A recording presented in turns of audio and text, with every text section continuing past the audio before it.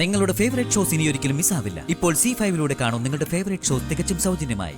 ചേച്ചി എപ്പോഴും ഇങ്ങനെയാ, പാവത്തിനെ പോലെ നടക്കും. എനിക്ക് എന്തെങ്കിലും ഒരു നേട്ടം ഉണ്ടാവുന്നത് ചേച്ചിക്ക് സഹിക്കില്ല.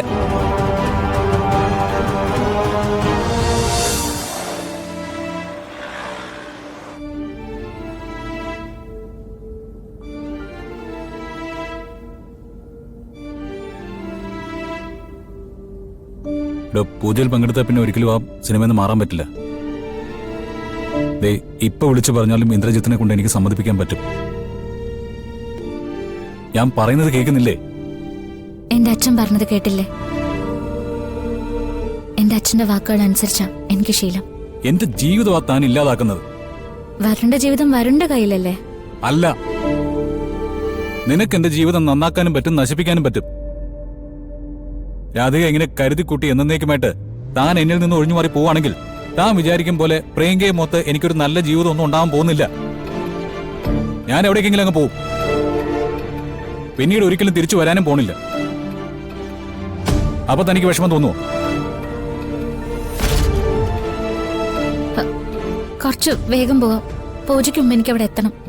എടോ, പ്രിയങ്ക ഞാൻ നിർബന്ധിച്ച് എന്റെ ജീവിതത്തിൽ നിന്ന് പറഞ്ഞയക്കല്ലോ. അവള് ചോദിക്കുന്ന പണം കൊടുത്ത്, അവള് ചോദിക്കുന്ന അവസരം ഉണ്ടാക്കി കൊടുത്ത് സന്തോഷത്തോടെ പടിയിറങ്ങി പോകുന്നതല്ലേ? അങ്ങോട്ടുള്ള വഴി ഇത് തന്നെയാണോ? ദൂരം കൂടിയതുപോലെ. എടോ, സത്യത്തിൽ ഇന്ന് ആ സിനിമയുടെ വിളക്ക് കൊളുത്തുമ്പോ എന്റെ മനസ്സിൽ കൊളുത്തി വെച്ചിരിക്കുന്ന ഒരു വിളക്കങ്ങ് അണഞ്ഞു പോവാ. ഒന്ന് ശല്യപ്പെടുത്താതിരിക്കോ? ഞാൻ ആ പൂജയുടെ കാര്യം മനസ്സിൽ എങ്ങനെ... പൂജ പൂജ പൂജ, വേറെ ഒന്നും തനിക്ക് പറയാനില്ലേ?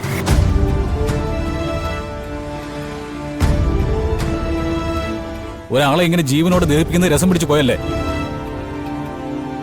ശരി, ഞാനിവിടെ ഇറങ്ങിക്കോളാം. ഏതെങ്കിലും വണ്ടി വിളിച്ചു പോയിക്കോളാം. എനിക്ക് വേണ്ടി ആരും ബുദ്ധിമുട്ടണ്ട.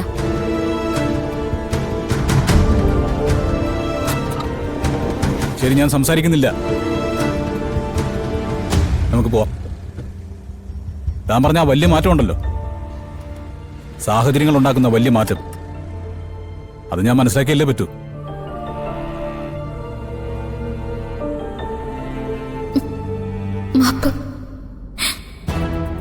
വേദനിക്കുന്ന കാണുമ്പോ എനിക്ക് സങ്കടമുണ്ട്. പക്ഷെ അഭിനയിക്കാൻ പോവാ. ഞങ്ങൾക്കറിയാതെ അഭിനയിക്കാൻ പഠിക്കാൻ പോവാ.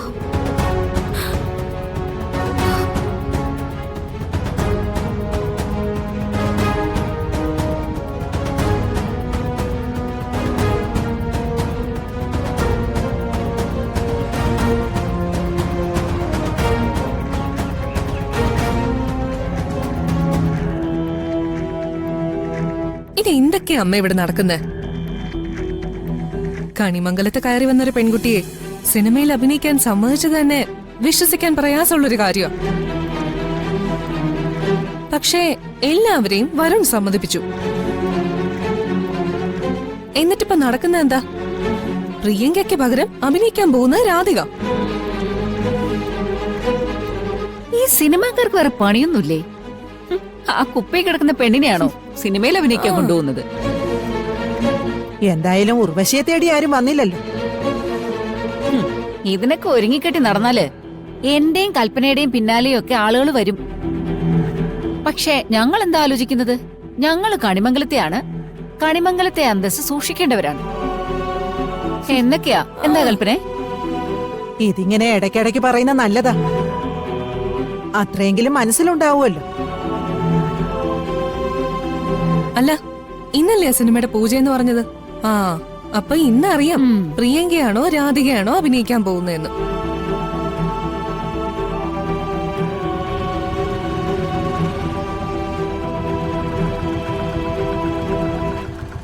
എത്ര ചേട്ടാ? 100.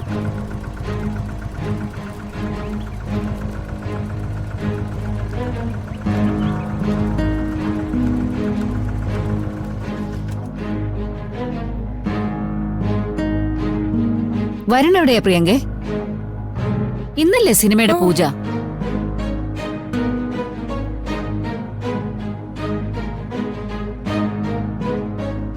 പൂജയിൽ പങ്കെടുക്കേണ്ടവര് പോയിട്ടുണ്ട്.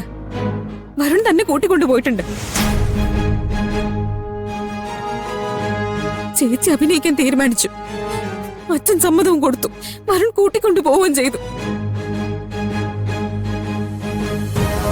ഇതെന്ത് പണിയാ ഈ കാണിക്കുന്നേ? പ്രിയങ്കെ, നീ സമ്മതിച്ചു കൊടുത്തോ ഇതെല്ലാം? അമ്മ, ഞാൻ എന്റെ ജീവിതത്തിൽ ആഗ്രഹിച്ച ഒരേ ഒരു കാര്യമോ ഇത്.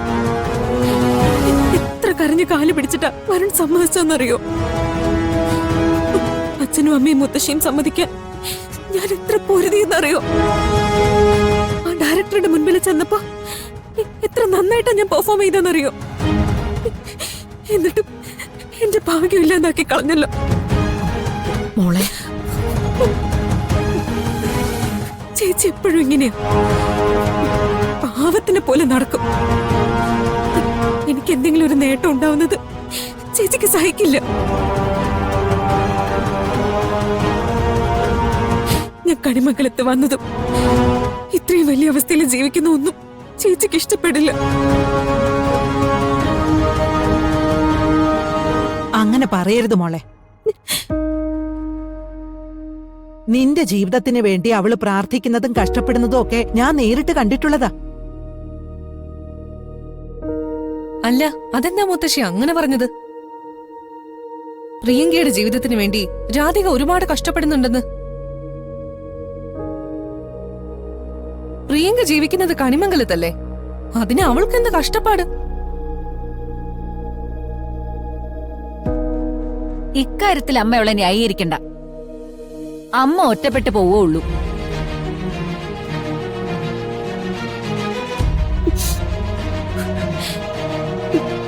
ചേച്ചി എല്ലാവർക്കും ഇഷ്ടമാ. ചേച്ചി എല്ലാത്തിനും കൂട്ടുപിടിക്കുന്നത് ശ്രീകൃഷ്ണ ഭഗവാനെയാണല്ലോ. അപ്പൊ ചേച്ചി പറയുന്നതും ഭഗവാൻ പറയുന്നതും ഒരുപോലെയാണെന്നാ എല്ലാരും ചിന്തിക്കുന്ന. സൂത്രത്തില് ചേച്ചി കാര്യം നടത്തിയെടുക്കുകയും ചെയ്യും. മോളെ, നീ പറയുന്ന കേട്ടിട്ട് സങ്കടം തോന്നുന്നുണ്ട്.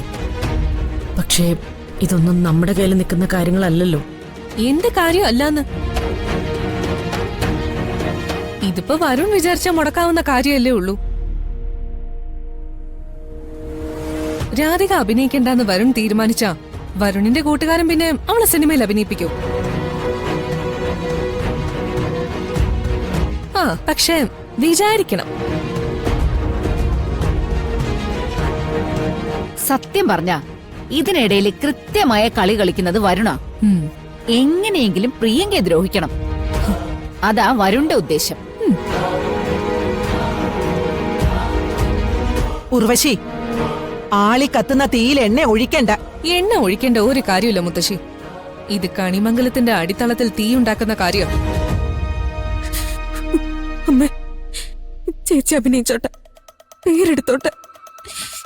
ഞാനിവിടെ ഏതെങ്കിലും ഒരു മൂലയിൽ ഒതുങ്ങിക്കൂടി കഴിഞ്ഞോളാം. വരുണിപ്പോ എന്നെ തീരെ ഇഷ്ടമല്ല. ഡൗൺലോഡ് ചെയ്യൂ C5 ആപ്പ്. കാണൂ എല്ലാ എപ്പിസോഡുകളും സൗജന്യമായി.